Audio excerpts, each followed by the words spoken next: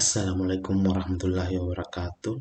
Di sini saya akan menjelaskan artikel mengenai penerapan sistem terdistribusi sebagai solusi terhadap permasalahan di koperasi Indosat. Sistem terdistribusi adalah sebuah sistem di mana komponen hardware atau softwarenya terletak dalam suatu jaringan komputer dan saling berkomunikasi dan berkoordinasi menggunakan metode parsing. Di dalam penelitian ini akan dilakukan wawancara untuk menganalisa dan mengevaluasi mengenai sistem yang berjalan di koperasi Indosat.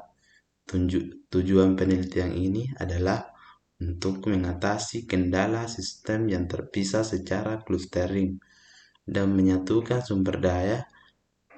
Dalam hal ini adalah sumber daya komputasi ke dalam satu sistem gabungan yang terkoordinasi dengan kapasitas yang jauh melebihi. Selanjutnya, definisi dan contoh sistem terdistribusi. Sistem terdistribusi adalah sebuah sistem di mana komponen hardware atau softwarenya terletak dalam suatu jaringan komputer dan saling berkomunikasi dan berkoordinasi menggunakan metode parsing. Sebuah sistem yang terdiri dari kumpulan dua atau lebih komputer dan memiliki koordinasi proses melalui pertukaran pesan sinkronus atau asinkronus. Contoh sistem terdistribusi yaitu data, informasi, dan basis data. Kedua, web basis portal. Yang ketiga, struktur navigasi. Data, informasi, dan basis data. Data adalah sekumpulan fakta yang menggambarkan keadaan di dalam organisasi maupun lingkungan yang dilihat secara fisik. Sedangkan informasi adalah kumpulan data yang sudah diolah menjadi suatu bentuk yang berguna dan berarti bagi si penerimanya. Selain itu, informasi juga didefinisikan sebagai pengetahuan yang didapat dari pembelajaran, pengalaman, atau instruksi. Yang kedua, web based portal. Aplikasi web based adalah suatu aplikasi yang dapat berjalan dengan menggunakan basis teknologi web atau browser. Aplikasi ini dapat diakses di mana saja, asalkan ada koneksi internet yang mendukung. Yang ketiga, struktur navigasi. Struktur navigasi adalah struktur atau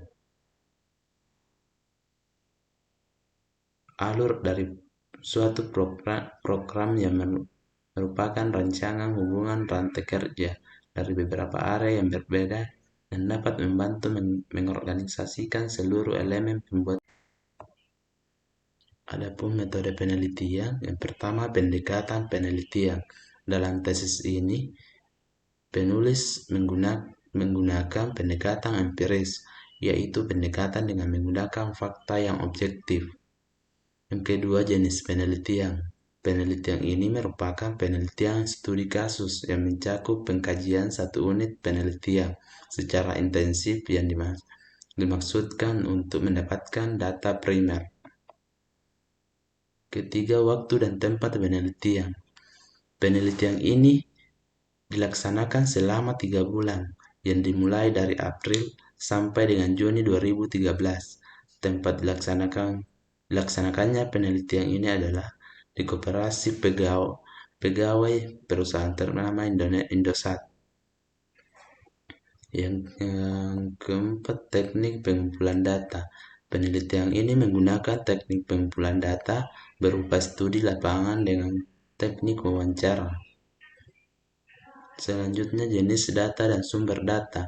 Dari hasil wawancara tersebut, penulis mendapatkan jenis data existing, di antaranya data sales summary, data inventor stok, list mitra, dan canvasser. Selanjutnya, pengembangan aplikasi. Pada penulisan ini, penulis melakukan tahapan-tahapan untuk menyelesaikan penelitian. Selanjutnya, analisis sistem berjalan. Berdasarkan hasil penelitian, peran sistem ST24 dan SIFO kurang maksimal untuk mensupport semua pihak yang terkait, baik dari segi administrasi atau penjualan. Contoh kelemahan dari kedua sistem tersebut diantaranya adalah sistem menggunakan aplikasi berbasis desktop dan sistem tidak bisa connect ke portal bank. Dari segi analisis kebutuhan, penulis akan membahas mengenai kebutuhan perangkat keras dan perangkat lunak. Untuk perangkat keras, kebutuhannya adalah 1 unit server untuk sistem. Selanjutnya, perancangan sistem. Sebagai solusi arsitektur, desain sistem terdistribusi ini memberikan beberapa fitur untuk mengatasi masalah yang terjadi di kopi Indosat saat ini.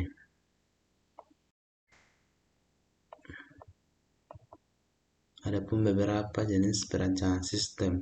Yang pertama, web basis portal. Aplikasi web basis sangat dibutuhkan untuk kegiatan operasional seperti penginputan dan pengambilan output.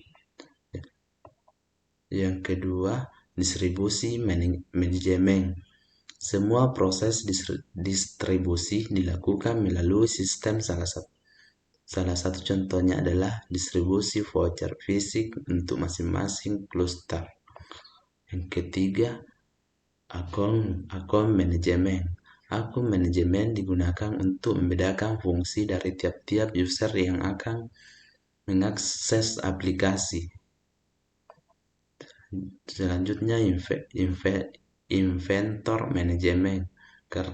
Karena semua data terintegrasi pada satu sistem, diharapkan sistem dapat melakukan otomatisasi untuk melakukan inventory dan hasil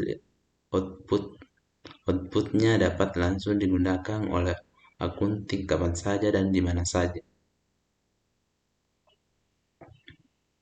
Kelima, payment management.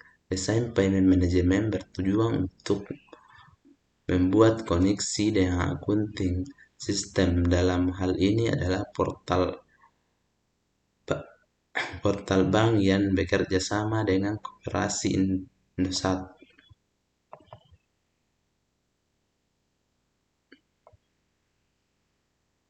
Dan selanjutnya, reporting management. Ada beberapa hal yang harus diperhatikan dalam manajemen reporting. Di antaranya adalah fleksibel reporting, kreator atau tidak membutuhkan seorang yang expert untuk menghasilkan data. Yang ketujuh, customer service store, untuk memberikan pelayanan yang prima terhadap pelanggan. Sudah seharusnya membuat tools untuk keperluan handling komplain. Dan selanjutnya, struktur navigasi. Struktur navigasi digunakan untuk menggambarkan hubungan antara satu halaman web dengan halaman web lain. Struktur navigasi yang akan digunakan adalah struktur navigasi dalam bentuk campuran. Hubungan diawali dengan halaman login yang mempunyai hubungan dengan 8 halaman utama. Pada struktur navigasi ini, penulis membagi menjadi 2, yaitu struktur navigasi pada super admin dan struktur navigasi pada user.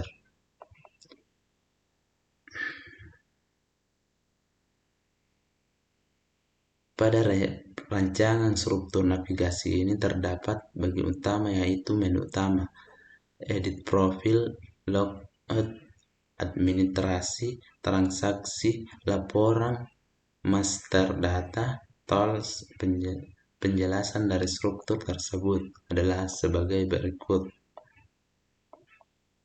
Menu utama berisi tentang menu yang ada pada halaman utama. Yang kedua, edit profil adalah halaman yang digunakan user untuk mengelola akun. Yang ketiga, logout digunakan untuk keluar dari web. Yang keempat, administrasi. Halaman ini digunakan untuk proses administrasi. Yang kelima, transaksi.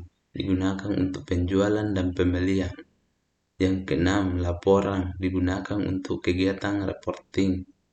Yang ketujuh, master data. Digunakan untuk kebutuhan input dan edit data.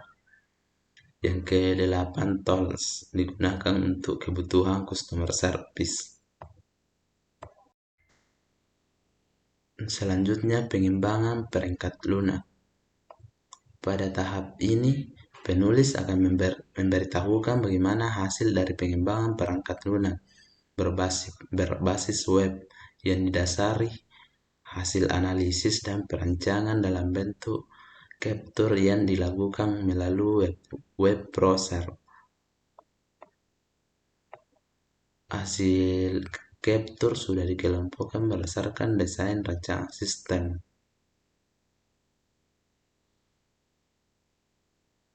Dan selanjutnya, testing pengujian perangkat lunak.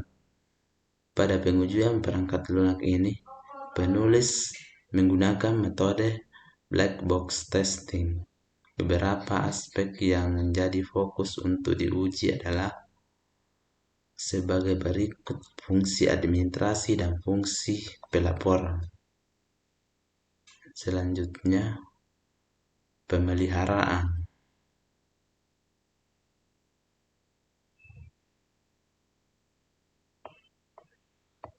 Kesimpulan.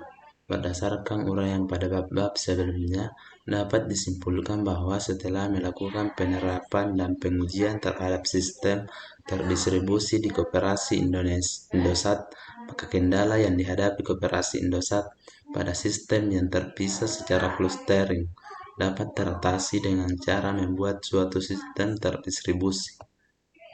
Terima kasih. Assalamualaikum warahmatullahi wabarakatuh.